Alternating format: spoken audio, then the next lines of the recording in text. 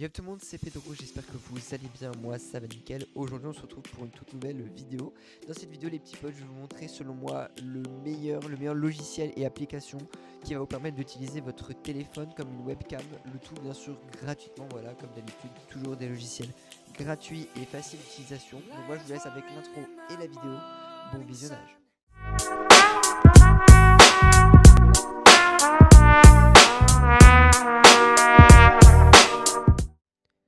Donc pour commencer le tutoriel, vous allez taper Camo Studio dans votre barre de recherche comme moi et vous allez prendre le premier de Reincubate. Vous cliquez dessus et là vous allez faire télécharger pour Windows. Après, une fois que c'est fait, vous cliquez ici. Ensuite, vous attendez un petit peu. Une fois que c'est fait, vous cliquez sur l'exécutable. Là, vous faites Accept, Install. Vous faites oui au message qui vous affiche. Vous attendez que l'installation se lance et qu'elle se termine complètement. Voilà. Donc, vous attendez un petit peu. Et une fois que c'est fini, et ben voilà, donc vous pouvez cocher le Launch Camo Studio, vous faites Finish. Vous pouvez fermer votre page internet et vous attendez du coup que Camo Studio se lance. Voilà, il va se lancer tout seul, comme ceci. Et donc là vous allez arriver sur cette page et donc c'est normal pour le moment que vous n'avez aucun appareil de branché.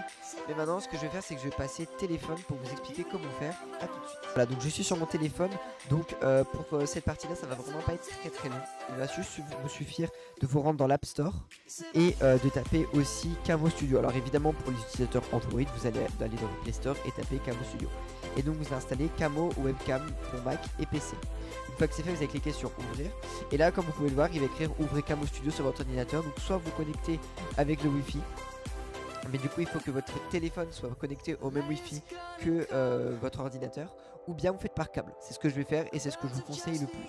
Voilà. Donc moi ce que je vais faire c'est que vous allez voir sur l'ordinateur, je vais plug mon téléphone à mon ordinateur. Voilà, vous attendez que ce soit plug et une fois que c'est plug ça va tout de suite être reconnu. Vous voyez, la vidéo est en cours de mise à l'échelle. Veuillez désactiver et réactiver la vidéo dans OBS afin d'obtenir une sortie à la résolution native. Voilà. Donc là comme vous pouvez le voir, donc, alors évidemment du coup là vous ne voyez rien, mais là voilà, ma caméra est donc bel et bien active. Alors le contrôle, hop, on va voir.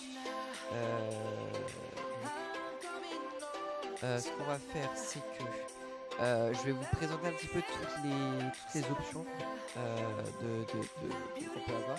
Donc comme vous pouvez voir, alors normalement je sais pas pourquoi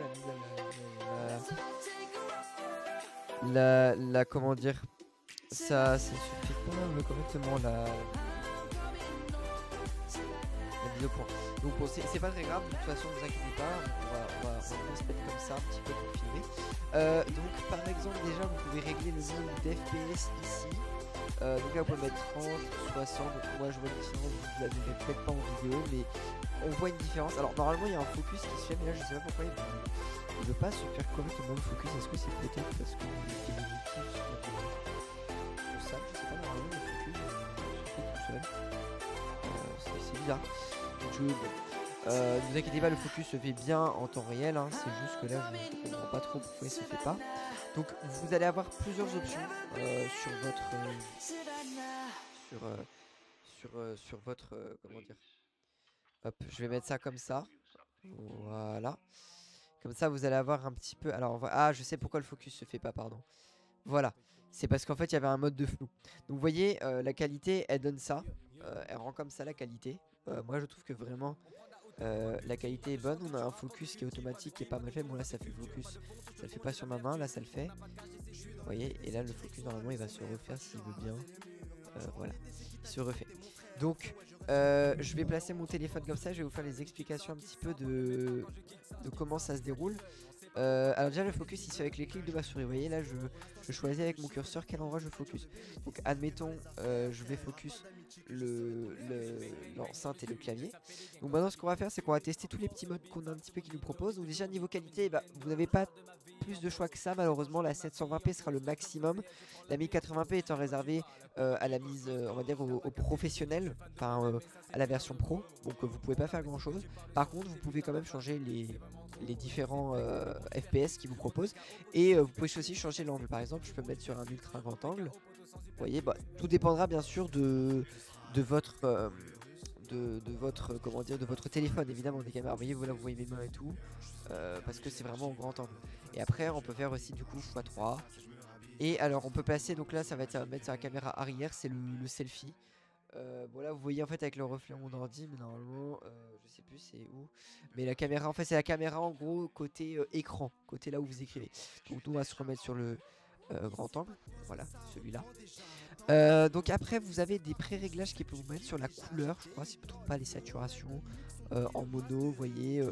Enfin voilà, moi après personnellement je laisse en nul. Donc nul ça veut dire que ça met aucun truc, enfin c'est vraiment du automatique, vous voyez. C'est réglé ici, vous pouvez aussi changer vous-même les balances et tout, mais je vous conseille de laisser ça en automatique, sauf si vous vous y connaissez bien évidemment. Après vous avez les scènes et les filigranes, donc là c'est des petits trucs, vous voyez, vous pouvez faire ça, vous pouvez faire ça, vous pouvez mettre des petits trucs et tout, enfin vous pouvez modifier. Moi personnellement j'allais sur ça. Et comme vous pouvez le voir d'ailleurs, un point fort qu'on va avoir avec ce logiciel, c'est qu'on n'a aucun filigrane qui va être mis sur le côté. C'est-à-dire que comme vous pouvez le voir sur l'écran là, sur le cadre on va dire de ça, et ben on n'a aucun filigrane qui va être mis tout autour. Et donc ça c'est franchement plutôt pratique je trouve. Enfin, c'est pas mal quoi, parce qu'il n'y a pas beaucoup de logiciels qui proposent ça. Vous pouvez évidemment inverser les côtés, voilà. Je crois que ça prend. Ça, je sais plus ce que ça fait. Ça, je ne sais plus. C'est les modes, je crois, de caméra. Mais ça va aussi dépendre de vos téléphones, je pense. Vous avez différents types de cadrage. Alors, vous avez, oui, vous avez la souris, je crois. Et vous avez aussi. Bon, vous avez différents cadres en fait. Hein. Vous avez. Voilà. Et vous pouvez du coup zoomer, dézoomer avec votre souris ici comme vous le souhaitez. Vous pouvez aussi faire des rotations. Bon, après. Voilà, ça c'est libre cours à vous, faites comme vous voulez. Alors je vous conseille de mettre votre micro ici parce que sinon il va essayer de détecter le micro de votre téléphone. Et si OBS est réglé avec le micro activé de la caméra, ça va être dégueulasse, voilà. Très clairement, donc préférez, enfin choisissez ça. Ici vous avez alors donc des filtres, donc par exemple là vous avez un fond calme. En fait ça c'est des filtres de couleur chaud, et vous pouvez régler je crois l'intensité, voilà, de ce filtre si vous voulez qu'il soit plus ou moins présent ou pas sur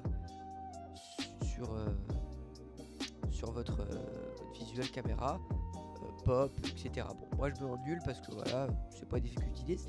AR, alors ça va être des filtres plus sur, vous voyez par exemple des trucs, alors je sais pas si là ça va marcher, mais vous voyez, voilà, des filtres comme ça un petit peu. Bon, personnellement je les utilise pas non plus, voilà. Moi j'utilise vraiment plus ce logiciel parce que c'est un logiciel qui est gratuit déjà, faut noter, qui a une bonne qualité. On n'est pas contraint par du wifi où il n'y a vraiment aucune latence. Vraiment, quand je fais mes mouvements, c'est voilà, c'est vraiment du direct. Il n'y a pas de latence, ou en tout cas très très peu. Comparé à ce que j'ai pu présenter avec par exemple OBS Ninja dans d'autres vidéos. Le focus, franchement, c'est hyper bien réglable, je trouve. On fait le focus où on veut. Vous voyez, je veux le faire là-haut, je le fais là, je veux le faire là, je le fais là, je veux le faire ici, je le fais ici. Enfin, vous voyez, vraiment, c'est hyper bien, c'est hyper complet.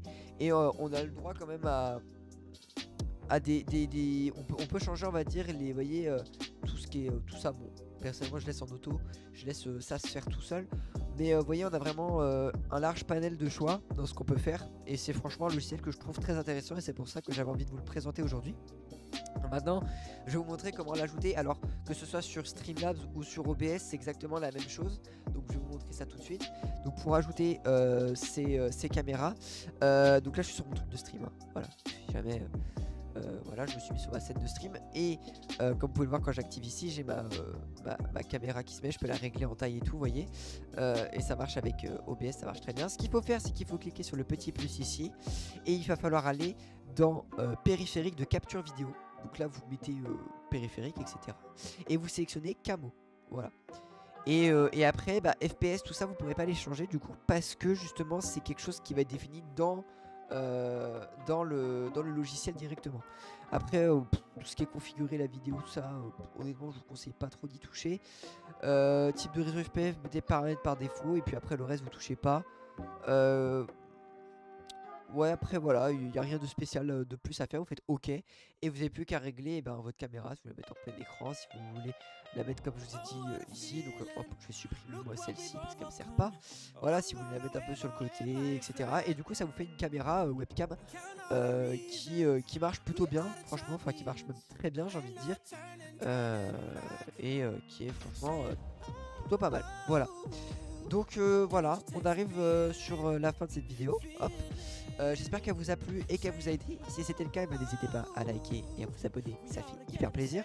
Si vous avez un problème, n'hésitez pas à me le dire en commentaire. J'essaie de répondre au maximum aux commentaires, mais le mieux, rejoignez le Discord dans la description et faites un ticket. Là, je répondrai beaucoup plus vite et je verrai votre problème directement par rapport à YouTube. Voilà, donc c'était Pedro, moi je vous dis à plus pour une prochaine vidéo. Allez, bye.